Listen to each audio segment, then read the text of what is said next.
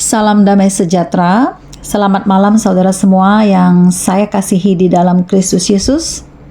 Saya berbahagia bisa membagikan firman Tuhan ini, dan nama Kristus Yesus Allah Bapa semakin ditinggikan, dipermuliakan, dan kuasanya dahsyat dan nyata selamanya. Saudara, saya memiliki kedua orang tua yang berasal dari Bangka Belitung. Boleh dibilang kami adalah keluarga besar yang terdiri dari 8 bersaudara, yang terdiri dari 3 laki-laki dan 5 wanita, saudara. Dan saya sendiri adalah anak yang paling bungsu. Orang tua saya sudah dikaruniai 22 cucu dan 20 cicit, saudara. Wow, luar biasa ya. Sebuah keluarga besar. Dan semuanya masih hidup sampai saat ini. Hanya kedua orang tua saya yang sudah dipanggil Tuhan. Papa saya berpulang pada tanggal 22 Maret 2013 pada usia 85 tahun. Mama saya berpulang pada tanggal 1 Februari 2021 pada usia 91 tahun. Luar biasa saudara. Tuhan telah memberikan kedua orang tua saya umur yang panjang. Dan ini merupakan suatu anugerah dan kebaikan Tuhan bagi kami semua.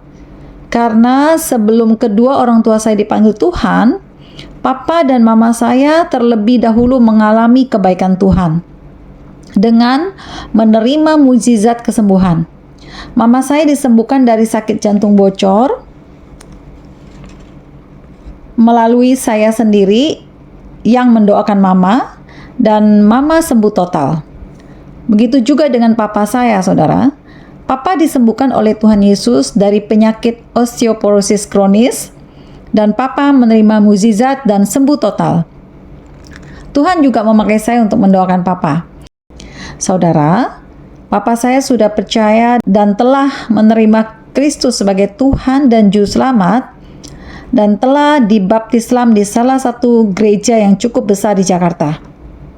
Dan saya ingat, pada saat itu saya dan suami yang menemani dan mengantarkan papa ke gereja untuk melakukan baptis Islam. Dan pada saat baptis pun, saudara, papa saya masih dalam keadaan sakit osteoporosis pada kedua lutut kakinya. Tetapi pada saat itu, saya belum bisa mendoakan papa saya, saudara, karena saya belum menerima karunia menyembuhkan orang sakit dari Tuhan. Dan peristiwa itu terjadi ya mungkin sekitar beberapa tahun sebelum saya menerima janji Tuhan bahwa saya akan menerima karunia menyembuhkan orang sakit. Yaitu tepatnya pada bulan Oktober 2006 dengan Allah Bapa berfirman langsung kepada saya. Dan untuk detailnya, saudara bisa lihat pada video saya yang berjudul Saya Menerima Urapan Nabi Musa dan Nabi Elia dari Allah Bapa. Jadi kalau mengingat kembali bagaimana papa saya mengalami serangan penyakit osteoporosis atau pengapuran, itu pasti terjadinya secara bertahap, saudara. Jadi tidak serta-merta langsung kronis. Jadi pada mulanya pengapuran itu menyerang pada jari tangan papa, sehingga ada jari papa kelihatan seperti agak sedikit bengkok. Tetapi pada saat itu saya benar-benar belum mengerti bahwa itu adalah gejala osteoporosis.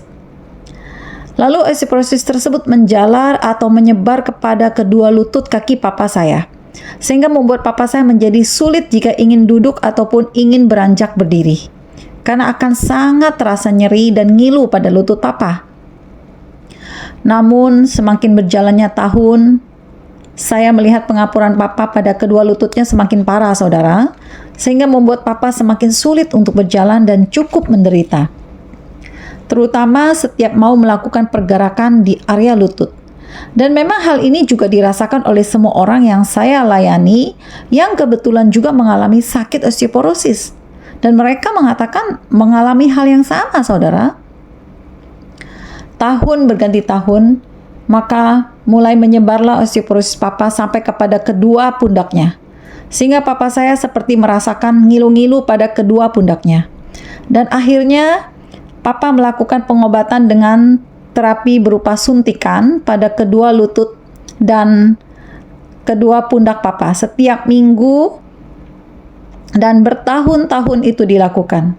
Dan puncaknya, osteoporosis tersebut menyebar lagi kepada tulang punggung Papa.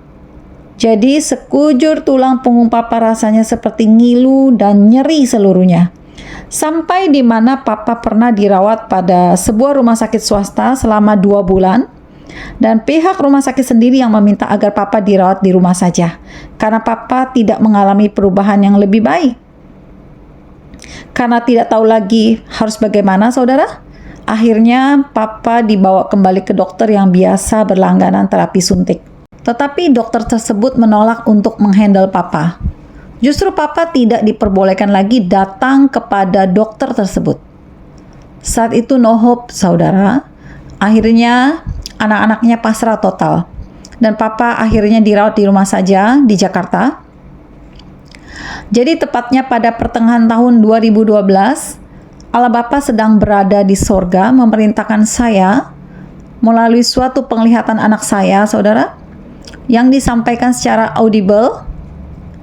Begini Allah Bapa berfirman kepada saya, "Pergilah, doakan papamu, dan papamu akan sembuh." Jujur pada saat itu saya cukup deg-degan, saudara, karena saya itu belum pernah mendoakan orang di luar dari keluarga kecil saya sendiri. Karena selama saya diproses mulai dari tahun 2005 sampai dengan 2012 itu, saya hanya baru mempraktekkan doa saya hanya untuk anak saya dan diri saya sendiri.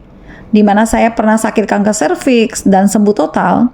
Dan sedangkan anak saya, jika mereka panas, demam, mungkin batuk, pilek, sakit perut, itu memang menjadi tugas saya untuk mendoakan mereka. Tetapi di luar ini, saya belum pernah melakukannya, saudara. Jadi ketika Tuhan memberikan tugas dan tanggung jawab yang lebih berat, jujur saya agak sedikit deg-degan, saudara. Walaupun saya tetap ada keyakinan iman pada saat itu, bahwa Papa pasti sembuh dan Tuhan pasti sanggup lakukan mukjizatnya.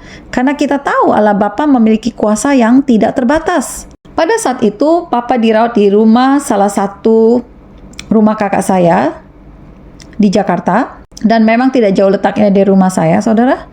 Ya mungkin kalau ditempuh dengan mobil, hanya 10 menit sudah sampai. Dan pada saat itu saya betul-betul memberanikan diri untuk mendoakan Papa dan mengunjungi Papa selama 4 hari berturut-turut. Di mana yang pada saat itu, Papa sudah dalam kondisi sudah sangat parah, saudara. Tubuh Papa sudah kurus sekali. Wajah Papa sudah pucat, leher Papa pun sudah kaku, tidak lagi bisa digerakkan ke kiri atau ke kanan. Jadi Papa hanya tiduran saja. Makanan pun jika disuap Papa hanya bisa makan beberapa suap saja. Tidak begitu ada nafsu makan lagi. Kaki Papa pun sudah membentuk silang. Artinya kedua lutut Papa saling menempel, tetapi kedua kakinya terbuka. Dan kulit kaki Papa seperti mengering dan serpihan kulitnya berjatuhan di tempat tidur. Jadi sel-sel kulit Papa seperti mati, saudara. Dan pada saat itu semua anak-anaknya sudah pasrah. Tetapi apa yang tidak mungkin bagi Tuhan, saudara, jika Allah Bapa ingin nyatakan kuasanya dan mujizatnya terjadi. Segala hal Allah Bapa sanggup lakukan dan nyatakan. Karena kuasanya tak terbatas. Dan saya katakan kepada Papa saya bahwa Papa harus yakin dan percaya bahwa Tuhan sanggup sembuhkan Papa. Lalu saya doakan Papa, saya menumpangkan tangan saya pada kepala Papa, lalu saya juga memegang bagian tubuh Papa yang terkena pengapuran. Puji Tuhan, saudara, hari pertama saya doakan, kuasa Tuhan dinyatakan. Papa merasakan pada sekujur tulang punggungnya seperti gatal-gatal, di mana ini merupakan sebuah bukti dan tanda bahwa sirkulasi pembuluh darah pada tulang punggung Papa yang sudah mulai lancar kembali, saudara. Memang waktu sebelum didoakan, Papa seringkali merasakan nyeri pada tulang punggungnya. Dan untuk mengatasi rasa nyeri dan sakit itu, Papa memang diberikan obat penahan sakit. Dan obat tersebut memang tidak boleh terlalu sering dikonsumsi. Ya mungkin hanya sesekali saja karena cukup keras. Dan pada hari kedua saya doakan Papa, puji Tuhan, Papa mengalami kesembuhan yang cukup signifikan, saudara, di mana Papa mulai bisa menggerakkan tubuhnya untuk miring ke kiri atau ke kanan. Dan lehernya pun sudah bisa digerakkan. Wajah Papa juga tidak pucat lagi, lebih kemerah-merahan. Artinya metabolisme tubuh Papa sudah mulai membaik. Dan pada hari ketiga saya doakan luar biasa, saudara. Papa sudah bisa memeluk guling dengan menekuk kakinya. Tentunya saudara tahu ya, bagaimana posisi jika seseorang ingin memeluk guling. Pastinya ia harus memiringkan badannya dan menekuk kedua kakinya ke kiri atau ke kanan. Dan Papa sudah bisa melakukannya, saudara. Dan saya melihat Papa saat itu benar-benar sudah luar biasa signifikan kesembuhannya. Dan sudah menyeluruh.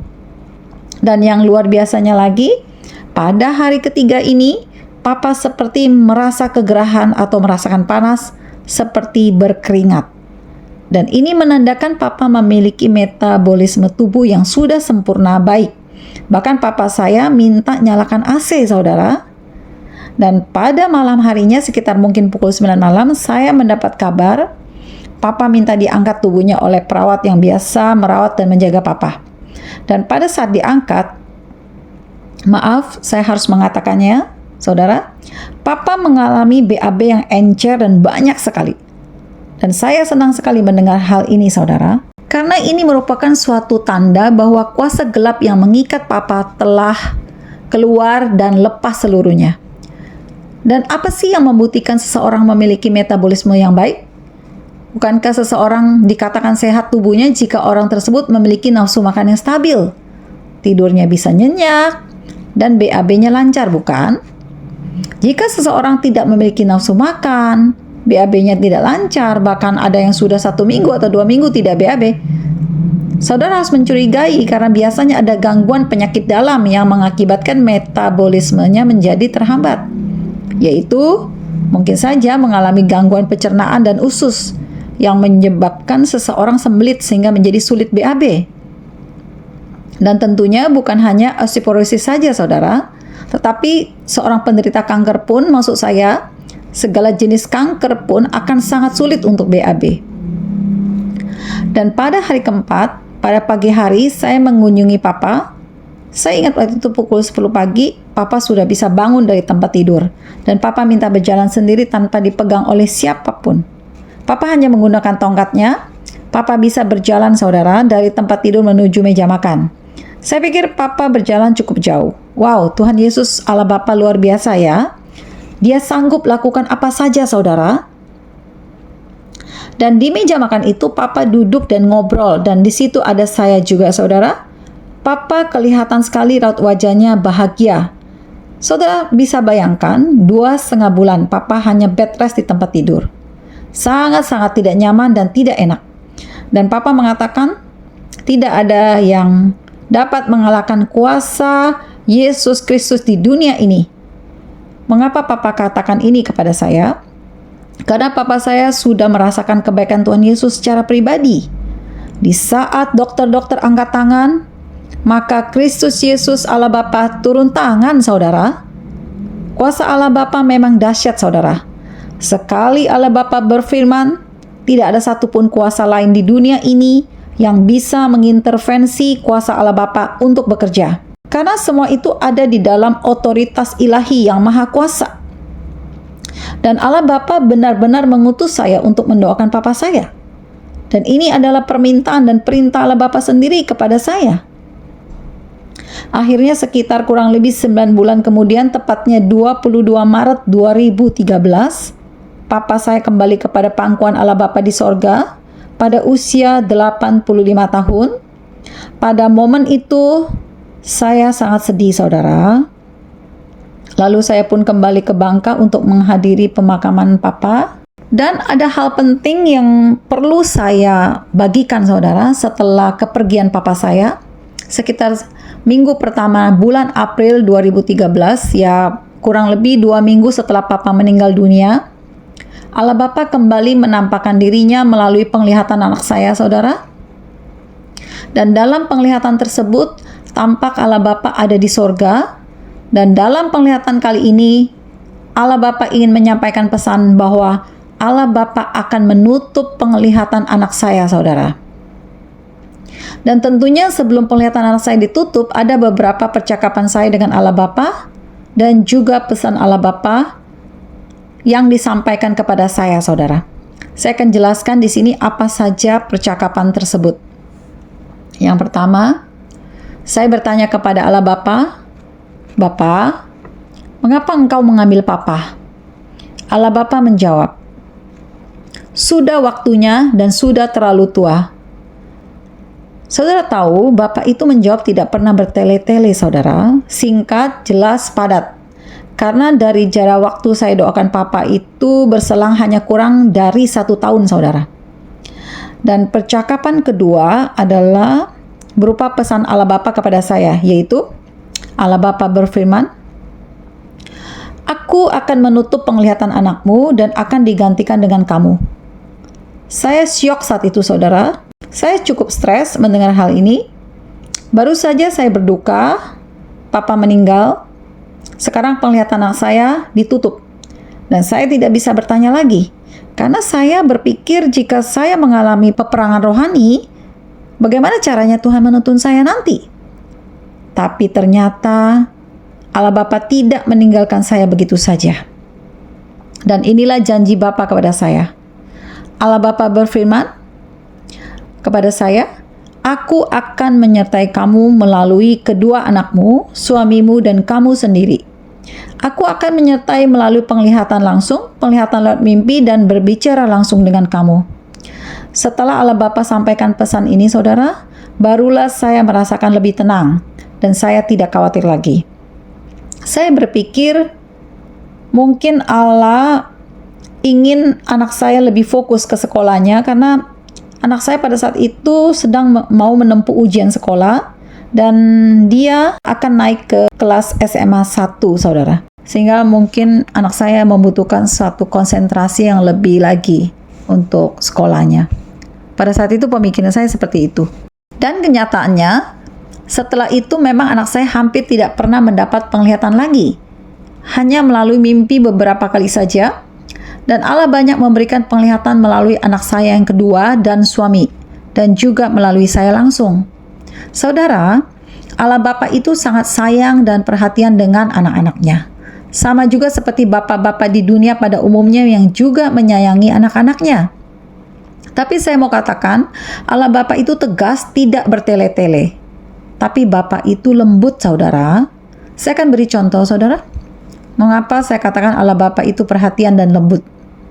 Suatu ketika, di tahun-tahun di mana saya sedang mengalami penderitaan ekonomi di titik terendah, Allah Bapa datang menghibur saya, saudara. Pada suatu siang, Allah Bapa katakan begini, "Lasit von Mang." Loh, saya terkejut, saudara. Kok Allah bisa bicara dalam bahasa Bangka ya? Saya sampai terheran-heran, saudara. Kok bisa? Ya, tentunya pasti bisa ya, saudara. Allah Bapa itu bisa berbicara ke dalam semua bahasa. Karena Bapa yang memiliki bahasa-bahasa tersebut. Karena Bapa tahu saya memang orang Bangka. Ya, nggak heran kalau Bapa menggunakan bahasa Bangka. Saya pikir kalau orang Bangka ya pasti sudah mengerti apa arti dari kata Lasit von Mang. Lasit von Mang memiliki arti sudah makan belum? Ya, tentunya saya menjawab juga menggunakan bahasa Bangka. Dan saya katakan, "Lah Bapak." Artinya sudah Bapak. Karena waktu Allah tanya itu memang sudah lewat dari waktu makan siang. Saudara, Allah Bapa itu ingin menunjukkan bahwa Dia Allah yang serba bisa, ajaib dan penuh perhatian. Dan bahasa Bangka yang digunakan Allah itu adalah jenis bahasa Ke. Karena Bangka sendiri memang memiliki 2 jenis bahasa, yaitu bahasa Ke dan bahasa Melayu. 2 bahasa inilah yang biasa digunakan oleh orang-orang Bangka pada umumnya, saudara. Dan apa yang membedakan dengan bahasa Melayu? Kalau Melayu, kata-katanya itu mirip dengan bahasa Indonesia, tapi bahasa Melayu hanya mengambil 2 atau 3 huruf saja dari setiap kata. Saya beri contoh. Sudah makan belum? Bahasa Melayu Bangkanya adalah lah makan belum. Ya kurang lebih seperti itu ya. Mungkin kalau orang Bangka yang mendengar ini ya sudah tidak asing lagi saya pikir. Jadi saudara, berawal anak saya dibawa ke surga oleh Kristus Yesus sebanyak 23 kali dari 19 Juni 2005 sampai dengan Desember akhir 2005. Pada saat itulah Allah Bapa mulai memakai anak saya dengan memberikan penglihatan langsung kepada anak saya. Dan Allah mulai menyertai saya secara luar biasa melalui anak saya. Adalah dimulai pada awal tahun 2006 sampai dengan April pertengahan 2013. Total Allah menyertai saya melalui penglihatan anak saya adalah 7 tahun lebih 3,5 bulan. Secara luar biasa dan supranatural. Benar-benar sangat menakjubkan saudara. Dan saya tidak bisa melupakannya. Jadi jika saudara bertanya kepada saya, seberapa berat ketika berjalan bersama Tuhan? Saya akan menjawab, sangat berat. Tapi ketika saya bisa melepaskan kekuatan saya dan menyerahkan segalanya kepada Tuhan, maka semua menjadi ringan dan sangat ringan. Biasa saja, seperti tidak ada penderitaan, saudara. Ya karena saya tidak ada tuntutan apapun atau banyak menuntut kepada suami saya. Saya bisa menerima apa adanya dengan kondisi saat itu dan saya lakukan dengan penuh ucapan syukur. Karena saya yakin dan percaya, kesetiaan dan komitmen tinggi yang saya berikan kepada Tuhan tidak akan pernah kembali sia-sia. Dan hal ini Tuhan sendiri yang mengatakannya kepada saya, saudara. Bukankah kitab Matius 11 ayat 28 sampai dengan 29 mengatakan, "Marilah kepadaku semua yang letih lesu dan berbeban berat, aku akan memberikan kelegaan kepadamu.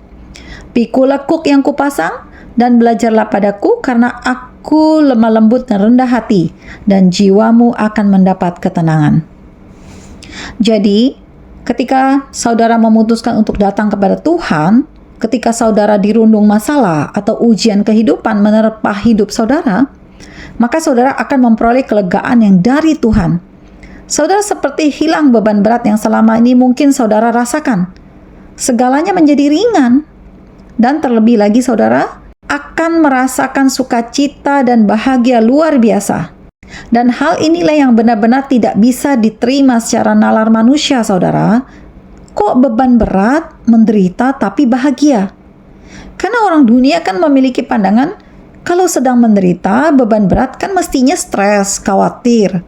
Terus wajahnya layu, kusam, tidak ceria. Tapi pada saat itu saya tidak seperti itu, saudara. Saya tetap selalu berusaha tampil yang baik, sopan, dan rapi. Walaupun saya pada posisi titik terendah. Karena saya tidak mau playing victim, saudara.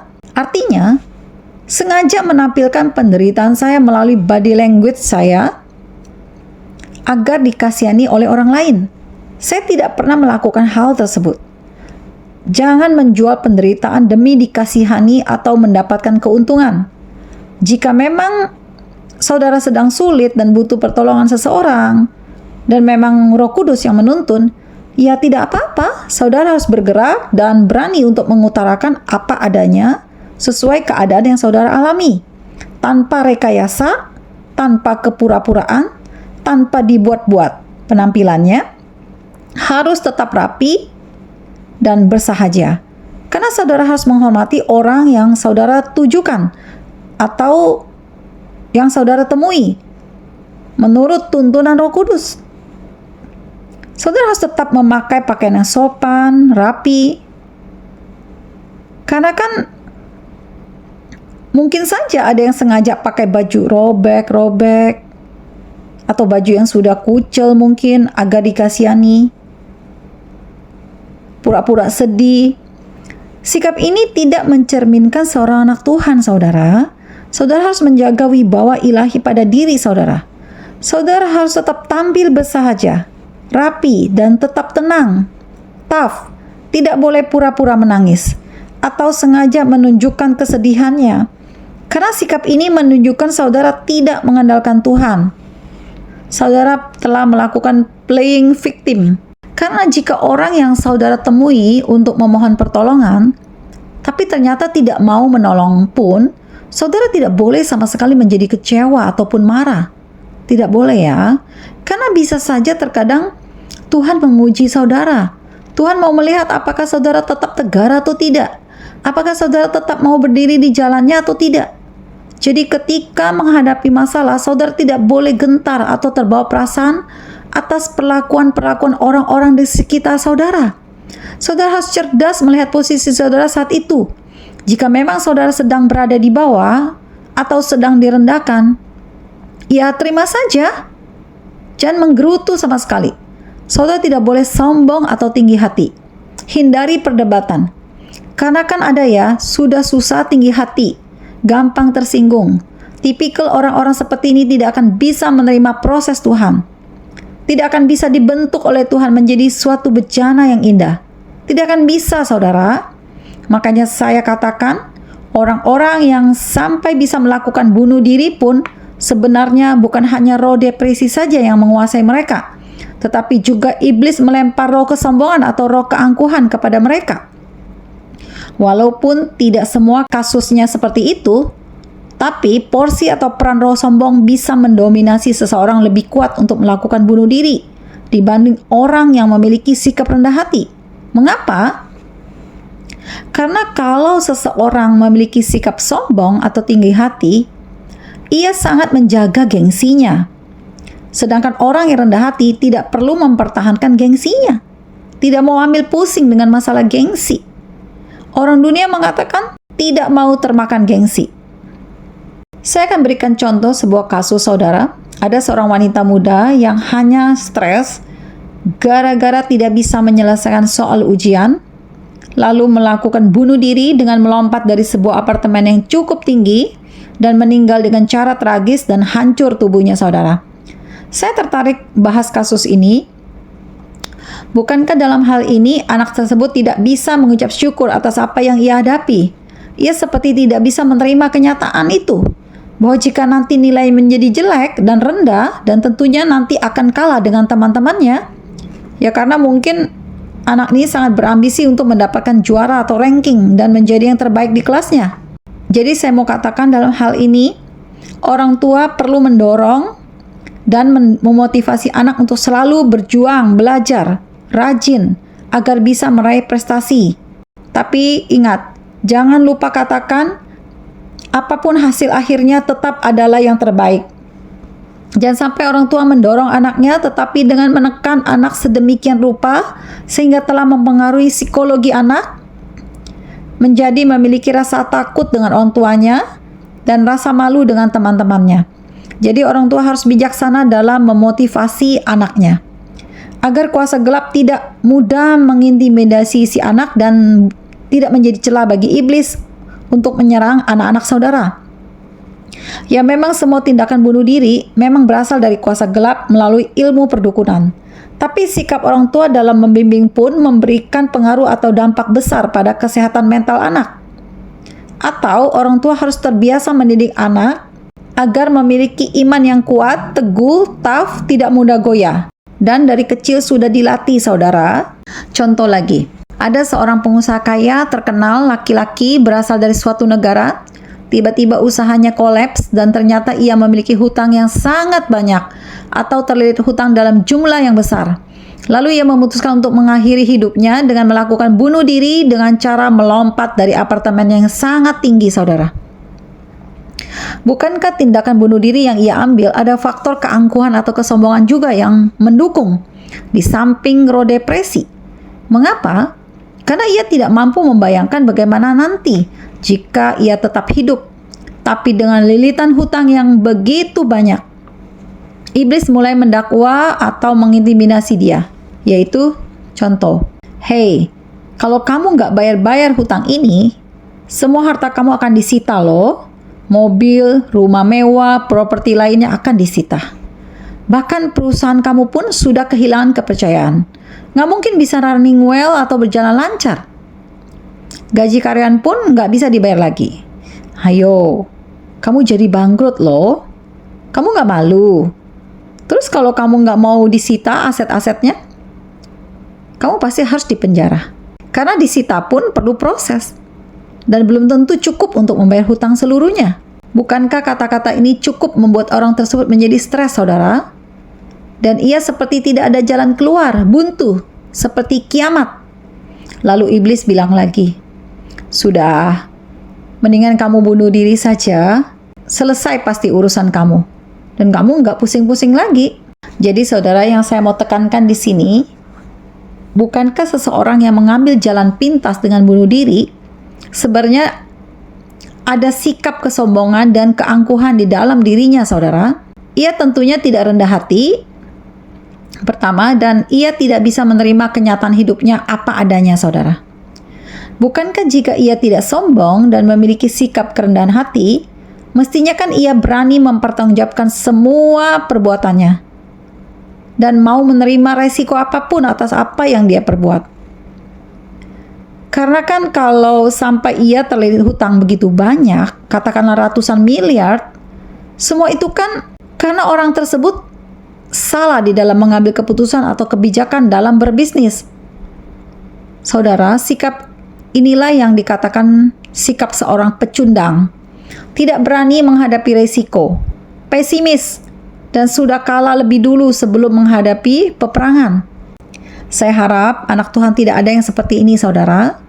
Anak Tuhan harus menjadi pahlawan iman, harus menjadi tentara atau prajurit Tuhan yang handal, tidak mudah menyerah, tidak mudah dikalahkan iblis, tidak mudah diintimidasi oleh iblis, tidak menyerah pada keadaan seburuk apapun itu.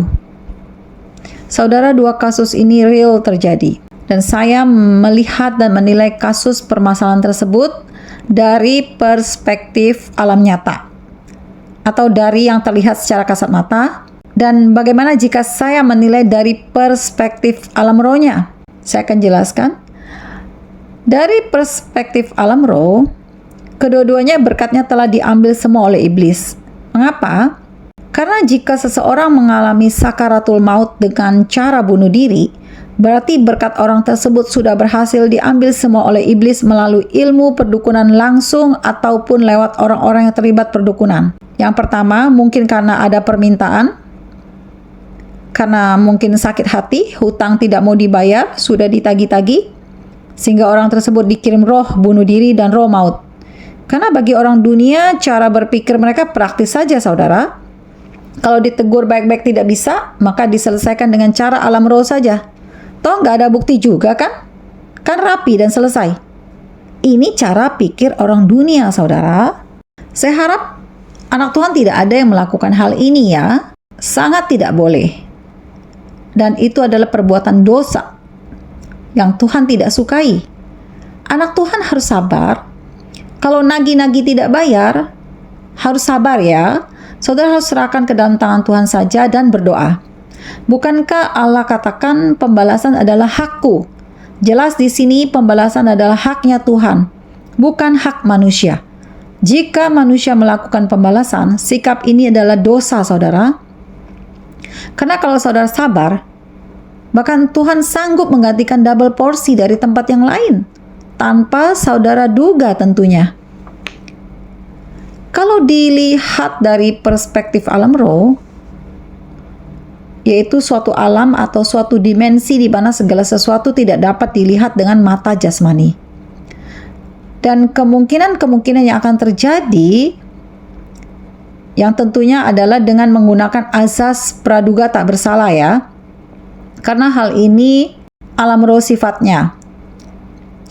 Tetapi hukum dunia akan bertindak jika sudah memiliki bukti. Beda dengan alam roh.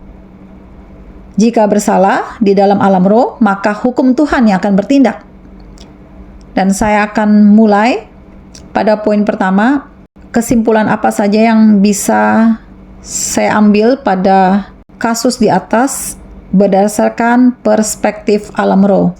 Yang pertama, ia dikirim roh bunuh diri karena ia tidak mau bayar hutang, ditagih-tagih bandel, tidak ada itikat baik sama sekali. Berarti orang ini berkatnya telah berhasil direbut semua oleh orang yang mengirim roh bunuh diri tersebut. Berkat itu apa saja? Yaitu berkat damai sukacita, berkat umur panjang, berkat rezeki, berkat menikmati hidup di dunia, berkat hidup kekal di sorga, semua hilang, saudara. Sekarang kita lihat kemungkinan yang terjadi pada poin kedua. Orang tersebut memiliki kompetitor, mungkin di bidang sejenis juga, atau tidak sejenis juga bisa. telah mengirimkan kesialan atau kutuk kebangkrutan pada perusahaannya. Karena mungkin orang tersebut tidak mengandalkan Tuhan dan tidak memiliki pertahanan iman, sehingga dengan mudah kesialan atau kutuk itu masuk dan menguasai dirinya. Ditambah lagi, istri tidak mendukung. Sudah tahu suaminya sedang terlilit hutang, si istri bukannya menguatkan, istrinya justru semakin menekan suaminya dengan menuduh suami tidak becus bekerja. Dan parahnya lagi, si istri minta diceraikan karena tidak kuat dengan tekanan yang begitu berat. Istri tidak setia dan hanya mau enak saja. Dan justru faktor itulah yang membuat suaminya cepat depresi dan kehilangan arah, sehingga sangat memudahkan roh bunuh diri yang dikirim musuhnya, dan juga sebagai alasan untuk menguasai orang tersebut agar segera melakukan bunuh diri dan betul-betul sakaratul maut dengan cara sangat tragis, saudara. Dan dalam hal ini saya mau bilang, semua itu tergantung si pengirim kesialan itu. Apakah ia hanya mau membuat bangkrut saja atau memang ia juga mau mengambil berkat orang itu seluruhnya? Kalau seluruh berkatnya mau diambil, berarti ia harus mengirim roh maut atau roh orang mati dan roh bunuh diri. Ini satu paket ya. Sedangkan kutuk bangkrut dan kutuk hutang piutang hanya sebagai alasan agar orang tersebut bisa tereksekusi dengan cara bunuh diri. Artinya, iblis sudah men-setting step demi step untuk mengeksekusi orang tersebut agar mati dengan cara bunuh diri. Tapi kalau si pengirim masih memiliki rasa belas kasihan dan tidak terlalu sadis, ya mungkin saja si pengirim tidak tega dan memilih tidak mau mengirim roh bunuh diri dan roh maut. Jadi, ia hanya mau kirim roh bangkrut saja. Artinya, ia hanya mau rebut berkat ekonominya saja, tapi nyawa tidak. Tetapi yang dipertanyakan, kenapa ia sampai bisa dikalahkan oleh musuhnya atau kompetitornya, saudara? Karena mungkin saja musuhnya atau pesaingnya memiliki pegangan kuasa atau ilmu perdukunan yang lebih tinggi dari si korban. Jika si korban memang juga seorang pemakai ilmu dukun atau user. Dan berbahayanya ketika dukun yang ia ikuti kalah sakti dengan musuhnya, maka biasanya ia akan salah di dalam mengambil keputusan atau kebijakan. Mengapa? Karena roh yang ia ikuti tersebut sekian lama tidak bisa lagi memberikan hikmat kepintaran kepada orang tersebut. Karena roh tersebut sudah pergi dari hidupnya, sudah pergi dari pikirannya. Artinya pikirannya tidak dikuasai oleh roh yang dia ikuti. Jadi, jikalau begitu, siapa yang menuntun orang tersebut? Jawabannya adalah, ia mengandalkan kekuatannya sendiri. Tentunya hal ini ia lakukan tanpa ia sadari. Ia juga tidak tahu bahwa roh yang menuntunnya sudah pergi. Dan ia pun tidak tahu kalau ia memakai kekuatan sendiri. Yang pasti, kalau salah mengambil keputusan, pasti ada dampak negatifnya, yaitu salah satunya mengalami kerugian besar, kolaps seketika usahanya. Sama saudara, ketika seorang pengikut Kristus yang suam-suam kuku, ketika ia berjalan tidak ada yang menuntun, roh Allah juga tidak kuat menuntun dia, karena roh Allah tidak menyala-nyala pada dirinya, maka ia pun ketika bertindak memakai kekuatannya sendiri. Dan ia pun tidak menyadarinya, saudara.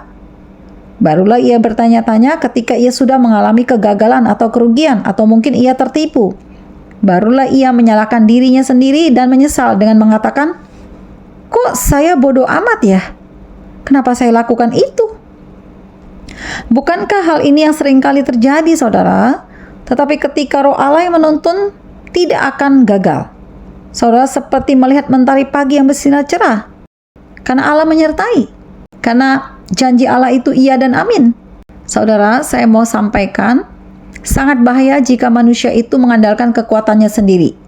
Tidak akan bisa survive dalam menjalankan apapun.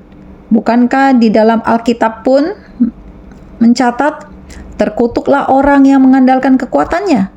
Seorang Kristen harus roh Allah yang menuntun baru bisa survive dan berhasil. Bukan mengandalkan kekuatan sendiri. Bukankah alam roh yang tertinggi? Karena Allah Bapa mengatakan kepada saya, segala sesuatu terjadi di alam roh terlebih dahulu, baru di alam nyata, saudara. Berarti jikalau begitu, segala sesuatu yang terjadi di dunia ini yang menyangkut relationship dengan manusia, semuanya diatur oleh roh terlebih dahulu di alam roh. Di alam yang tidak terlihat oleh mata manusia. oleh mata saudara dan saya. Sehingga oleh karena itulah dikatakan alam roh menempati tempat yang tertinggi.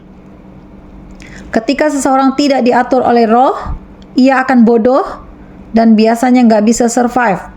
Tetapi Allah Bapa menginginkan manusia diatur dan dikendalikan oleh roh Allah, bukan roh kegelapan. Dan roh Allah akan menuntun kepada kebenaran yang hakiki.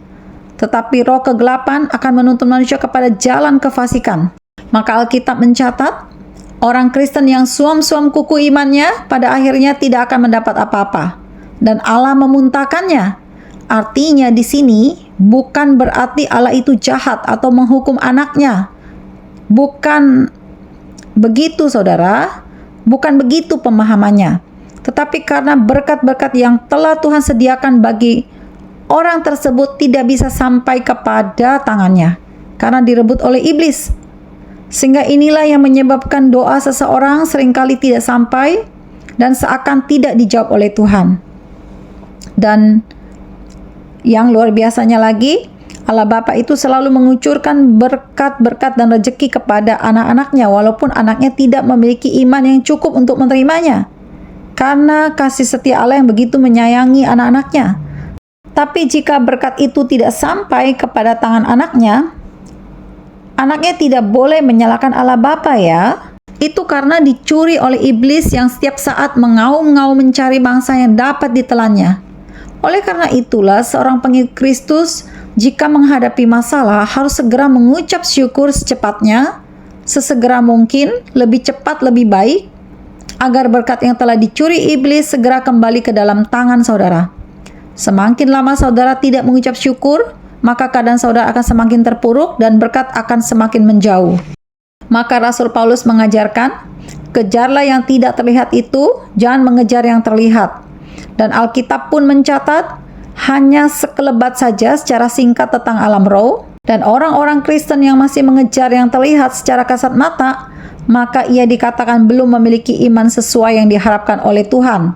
Atau ia belum memiliki iman yang memindahkan gunung. Artinya, walau imannya hanya sebesar biji sesawi saja, tapi ia bisa menyatakan mujizat itu dalam hidupnya sesuai dengan pengharapannya kepada Tuhan, dan ia dapat menjadi saksi Kristus. Walaupun ia tidak melihat, tetapi ia tetap berharap dan percaya bahwa Allah pasti mengabulkan dan menggenapinya.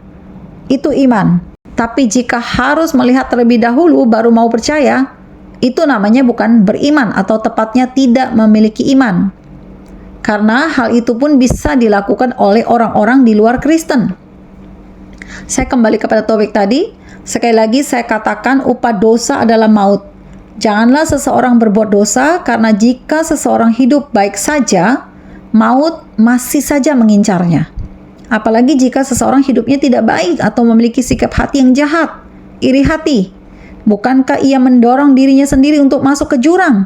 Apalagi masa-masa sekarang ini, saudara, persaingan yang semakin ketat, sulit mencari pekerjaan, karena yang pintar itu sekarang banyak. Bahkan yang pintar pun tidak menjamin dapat pekerjaan jika attitude-nya buruk. Oleh karena itu, mendekatlah kepada Tuhan dan datanglah kepada Tuhan, lakukan firman-Nya dan perintah-Nya, jangan keraskan hatimu. Bertobatlah, karena bagi Tuhan tidak ada yang mustahil. Tuhan sangat sanggup memberkati saudari dalam segala aspek kehidupan saudara, sesuai dengan kebutuhan saudara tentunya. Apapun itu, apakah itu pekerjaan, jodoh, prestasi, pelayanan, kesehatan, atau berkat jasmani, Tuhan sanggup saudara. Jika saudara setia dan taat, Tuhan akan berikan di level yang terbaik bahkan. Dan ingat, jangan mengatur waktunya Tuhan saudara. Waktu Tuhan berbeda dengan waktu manusia.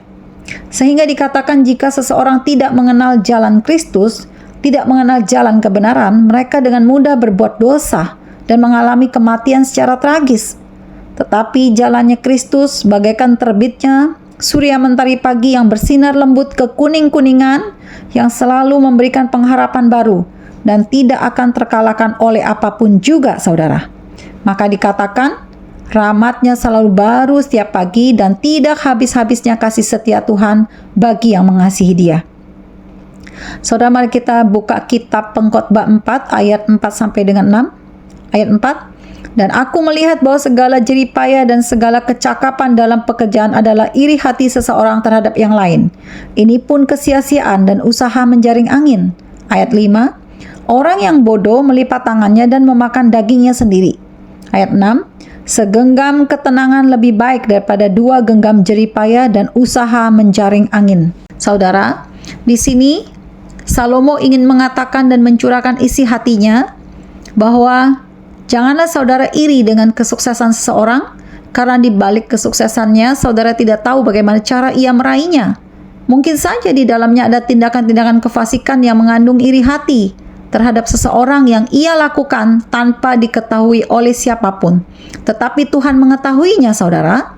Dan Salomo katakan, semua usahanya menjadi sia-sia, bagaikan usaha menjaring angin, dan akan menjadi seperti orang bodoh yang pada akhirnya apa yang ia lakukan akan menikam balik kepada dirinya sendiri, yaitu seperti orang yang memakan dagingnya sendiri. Dan setelah di ujungnya, ia baru benar-benar merasakan apa yang ia kerjakan selama ini seperti pekerjaan menjaring angin. Sia-sia, saudara. Saudara harus melibatkan dan mengkomunikasikan semua aspek persoalan yang saudara hadapi kepada Tuhan setiap hari. Berdoa berarti saudara meeting dengan Tuhan. Saudara ngadu dengan Tuhan. Saudara harus worship dan berdiam dalam hadirat-Nya setiap hari. Saudara menjadi mengerti kehendak Tuhan. Dengan worship setiap hari, saudara bisa memahami dan peka akan tuntunan Tuhan.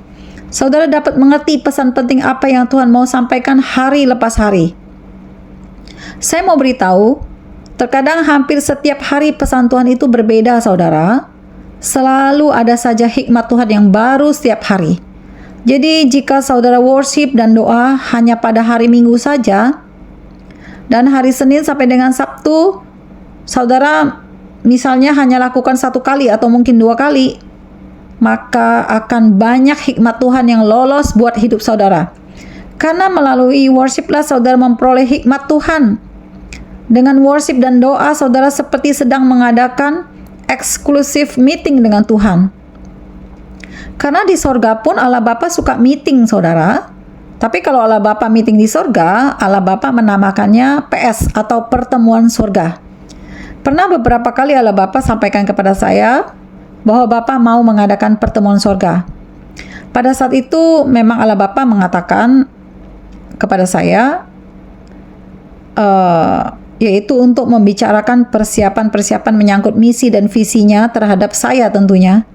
Karena pada saat itu saya memang bertanya kepada Bapak, untuk apa Bapak mengadakan PS atau pertemuan sorga. Jadi sebenarnya Bapak itu juga suka melakukan meeting, saudara, yang dia namakan pertemuan sorga. Jadi Bapak membahas hal-hal penting yang harus dia kerjakan, yang akan dia planningkan untuk anak-anaknya, untuk manusia di dunia ini, agar proyek Allah semua berjalan lancar. Jadi ketika saudara mengatakan saudara seorang yang beriman, tapi saudara tidak pernah mau meeting dengan Tuhan, tidak mau sampaikan apa yang menjadi masalah saudara, keluh kesah saudara, bagaimana mungkin saudara mengatakan saudara melibatkan Tuhan dalam setiap kehidupan saudara? Dan bukankah rahmat Tuhan selalu baru setiap pagi? Bukankah Alkitab sendiri mengatakan seperti itu? Tetapi jika saja Alkitab mengatakan seperti itu, tapi saudara tidak mau melakukan worship dan doa setiap hari, artinya saudara tidak mau memberikan prioritas atas waktu saudara untuk hal tersebut, maka kata-kata di Alkitab tersebut yang merupakan sebuah firman Tuhan hanya akan menjadi sebuah bacaan, tontonan, dan pengetahuan saja, dan tidak akan pernah berubah menjadi sebuah kenyataan dan menjadi sebuah pengalaman yang indah bersama Tuhan. Karena saudara tidak mau melakukannya. Saudara hanya sebatas sekedar tahu saja. Oh, rahmat Tuhan itu baru loh setiap pagi. Ya sebatas tahu saja. Sebatas membaca firman Tuhan saja. Dari dulu sampai sekarang pun firman Tuhan mengatakan seperti itu. Rahmat Tuhan itu selalu baru setiap pagi. Tapi kalau saudara tidak mempraktekannya, ya akan menjadi satu bacaan saja. Sehingga saudara tidak akan pernah merasakan dan menerima apa rahmat Tuhan sesungguhnya buat hidup saudara. Saya tahu Karena saya mengalaminya, saudara. Sudah hampir 20 tahun saya selalu berdiam dan mengambil waktu khusus di dalam hadiratnya. Tetapi ajaib, selama 20 tahun rahmatnya baru terus, saudara. Wow, luar biasa. Dan setiap pagi Allah Bapa berikan baru rahmatnya kepada saya. Selalu baru. Saya beritahu, rahmat Tuhan itu bisa berupa pengetahuan, kepintaran di segala bidang, bisa pesan buat diri saya, buat anak-anak saya, buat suami saya, bisa buat orang lain, bisa menyangkut keluarga besar saya, bisa menyangkut pelayanan saya, bahkan hal-hal sedetil-detilnya, saudara, menyangkut orang-orang di sekitar rumah saudara. Bahkan saudara akan diajarkan oleh Roh Allah bagaimana saudara harus bersikap. Tuhan akan membongkar banyak hal yang menyangkut hidup saudara, musuh-musuh saudara. Sikap inilah yang dinamakan intim dan melekat dengan Tuhan. Iblis tidak akan ada kesempatan mengintervensi hidup saudara lagi. Karena saudara hidup melekat dengan Tuhan. Ranting itu harus melekat terus dengan pokok anggurnya. Maka akan menghasilkan buah anggur yang banyak dan manis dan montok, yang tentunya akan menjadi berkat bagi banyak orang. Orang menjadi semakin mengenal Allah Bapa, Kristus Yesus. Orang semakin ingin mencari tahu siapa itu Kristus Yesus, Allah Bapa. Begitupun dengan urapan Nabi Musa dan Nabi Elia yang saya terima. Saya tidak akan berhasil menerima urapan itu jika saja saya tidak 100% mengandalkan Tuhan. Karena jika saya memakai kekuatan saya, maka Raja Neraka pasti akan menghalangi setiap langkah dan perjalanan rohani saya kepada Kristus Yesus Allah Bapa. Tidak sulit sebenarnya untuk mengandalkan Tuhan, saudara. Yang terutama adalah saudara tidak boleh sombong dan tinggi hati. Saudara harus rendah hati. Saudara harus mau diatur oleh Tuhan dan jangan mengeraskan hati. Saudara, saya ada menciptakan sebuah lagu yang bernuansa rohani, dan lagu tersebut adalah Allah Bapa sendiri yang meminta saya untuk buatkan liriknya, dan judul lagu tersebut Allah Bapa sendiri yang berikan dan tentukan. Saya hanya lirik dan nadanya saja, dan yang membuat arrangementnya adalah anak saya sendiri, tetapi saya belum bisa menampilkannya sekarang. Memang saya pernah menyanyikannya pada suatu komunitas persekutuan doa, saudara. Dan pada saat saya menyanyikan lagu tersebut, saya ingat istri dari pemilik rumah tersebut, tempat persekutuan doa itu diadakan, menangis terharu mendengar saya menyanyikan lagu tersebut, saudara. Karena istrinya itu memang memiliki beberapa pergumulan yang belum dijawab oleh Tuhan. Dan lagu tersebut memang simple dan sederhana dan juga tidak terlalu panjang. Saudara, saya benar-benar merasakan bahwa Allah Bapa itu adalah seperti seorang bapa biologis bagi saya. Mengapa? Karena Bapa itu begitu perhatian, lembut, dan sangat peduli, saudara. Dan mengapa masih banyak manusia yang menyakiti hati Bapa? Padahal Bapa sudah memberikan isi dari seluruh dunia ini kepada manusia untuk menikmatinya. Apalagi yang kurang, saudara?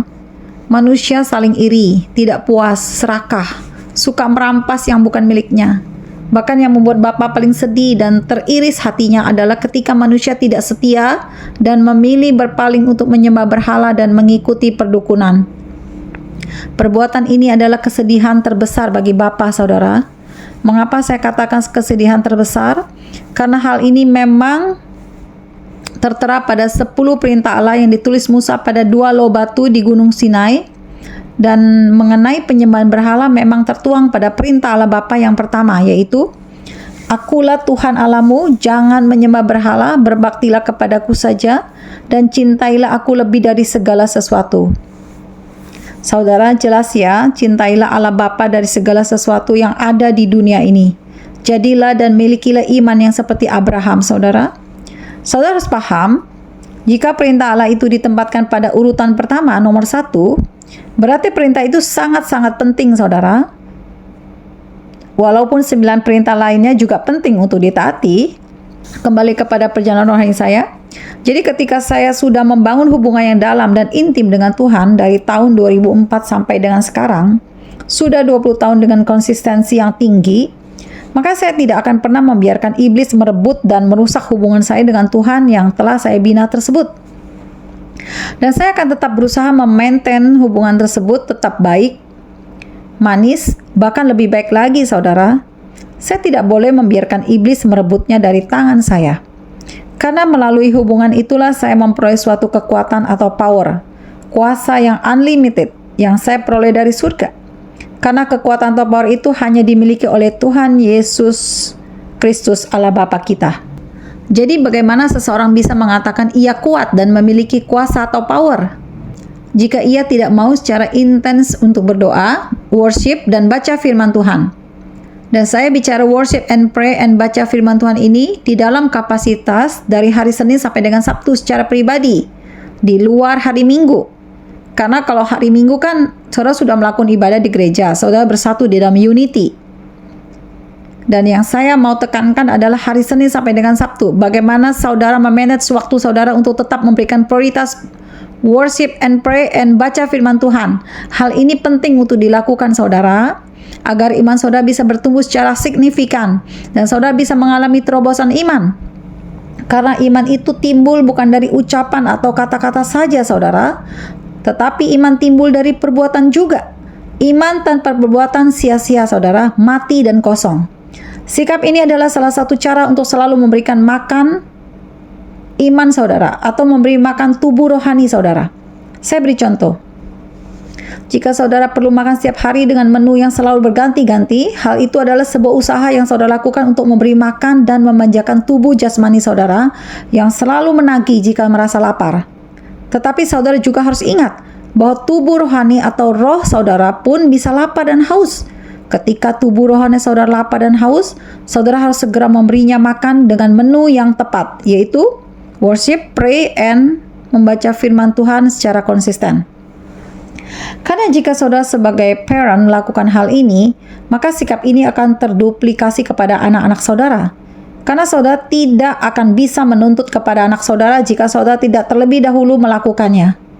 Saudara, sampai sekarang pun bila saya mengalami penyerangan dari kuasa gelap, Tuhan langsung memberikan kepekaan itu kepada saya melalui pikiran saya, juga melalui penglihatan mimpi. Tuhan banyak berikan saya hikmat kepintaran itu ketika saya sedang worship saudara. Saudara tahu, semakin lama saudara melakukan worship, maka saudara akan semakin kuat dan semakin banyak hikmat yang saudara terima dari Tuhan. Jadi saya mau beritahu kekuatan itu ada di worship sebenarnya, yaitu ketika saudara sedang hening di dalam hadiratnya. Tetapi bagaimana dengan doa? Doa berbeda fungsi dengan worship saudara. Doa merupakan peperangan rohani secara langsung. Sedangkan worship adalah lebih kepada membangun benteng pertahanan, tembok, dan kekuatan dengan Allah. Dan mencharge iman atau roh saudara agar tidak lowbat, agar tetap menyala-nyala, tidak padam. Walaupun begitu, worship adalah tetap merupakan suatu peperangan rohani, tapi tidak secara langsung. Tapi doa adalah benar-benar tindakan secara langsung mengadakan peperangan rohani dengan kuasa gelap. Dan hal ini penting untuk saudara-saudari semua ketahui. Saya akan berikan contoh. Jika saudara adalah seorang ibu rumah tangga, pada saat worship saudara akan menerima hikmat dari Tuhan. Bagaimana saudara harus memposisikan diri saudara sebagai seorang istri, sebagai ibu rumah tangga yang baik bagi suami saudara, bagi anak-anak saudara. Bagaimana saudara harus menjalin relasi dengan teman-teman saudara. Nanti roh Allah yang akan menuntun saudara. Tapi ketika saudara tidak mau lakukan worship tadi, maka tidak heran saudara sebagai istri akan menerima tuntunan mayoritas atau lebih banyak dari roh-roh dunia. Makanya tidak heran kalau ada rumah tangga seseorang menjadi berantakan, sumpah kalau ada di rumah, suami dan anak nggak betah di rumah dan lebih suka nongkrong di mall. Hampir semua mall di Jakarta dikelilingi, bahkan dibuat jadwal minggu ini di mall A, minggu depan di mall B, dan seterusnya. Rumah hanya bagaikan hotel. Hanya tempat transit saja saudara. Bukankah saat ini hal itu yang terjadi? Yang berbahaya adalah jika suami keluar rumah bukan sekedar refreshing lagi, tapi kecenderungannya adalah untuk cuci mata atau melirik wanita lain. Yang lebih bahaya, merasa sumpek di rumah karena istri sudah tidak memiliki magnet lagi dengan suami. Contoh lagi, jika saudara seorang pelayan Tuhan, saudara jadi mengerti apa yang Tuhan kehendaki di dalam pelayanan saudara. Apa yang harus saudara lakukan? Karena akan berbeda hasilnya kehendak Tuhan yang terjadi dengan kehendak saudara sendiri yang terjadi. Pasti beda kualitasnya. Dan sifat Tuhan tidak pernah tergesa-gesa atau hantam kromo, saudara. Hantam kromo itu adalah sifat manusia. Manusia selalu ingin cepat dan instan. Dan Tuhan tidak seperti itu. Tuhan itu sifatnya perlahan tapi pasti. Naik terus tidak turun, menjadi kepala bukan ekor. Sangat berbahaya jika seseorang mengatakan bahwa ia tidak perlu melakukan sebuah peperangan rohani. Berarti pada saat itulah ia akan memadamkan perjuangan imannya kepada Tuhan. Saudara harus sadari, ketika saudara sedang berusaha mengenali dan mengalahkan roh-roh dunia agar tidak dapat masuk menguasai diri saudara, sebenarnya saudara sedang melakukan peperangan rohani bagi iman dan roh saudara kepada Tuhan, agar iman saudara terus naik level sesuai rancangan Tuhan terhadap hidup saudara. Tetapi jika saudara tidak mau menyediakan dan berusaha memanage waktu saudara sedemikian rupa agar saudara bisa melakukan worship kepada Tuhan, maka saya mau katakan saudara tidak akan mampu melawan roh-roh dunia yang hilir mudik dan lalu lalang di dalam kehidupan saudara. Sewaktu-waktu saudara pasti kelolosan dan akhirnya give up dan memilih untuk masa bodoh deh. Maka jangan heran kalau iman saudara akan stagnan, tidak maju dan tidak mundur. Ibaratnya kalau makan nasi tim terus, tidak pernah meningkat menjadi makan nasi putih atau mungkin beras merah. Dan saya percaya hidup adalah sebuah perjuangan. Ketika seseorang belum sampai pada garis akhir dari hidupnya, maka akan terus melakukan perjuangan iman dan peperangan rohani. Tiada kata lelah. Seorang tentara atau prajurit tidak boleh ada kata lelah. Ia harus terus maju bergerak ke depan. Terus move on. Sekalipun di depan kelihatannya sepertinya suram, ia harus tetap optimis dan percaya bahwa ia akan meraih kemenangan dan kemenangan itu sudah ada di tangannya. Oleh karena itulah, Rasul Paulus mengatakan pada kitab Filipi 1 ayat 21, "Karena bagiku hidup adalah Kristus dan mati adalah keuntungan." Dan kitab Kolose 3 ayat 4, "Apabila Kristus yang adalah hidup kita menyatakan diri kelak, kamu pun akan menyatakan diri bersama dengan Dia dalam kemuliaan."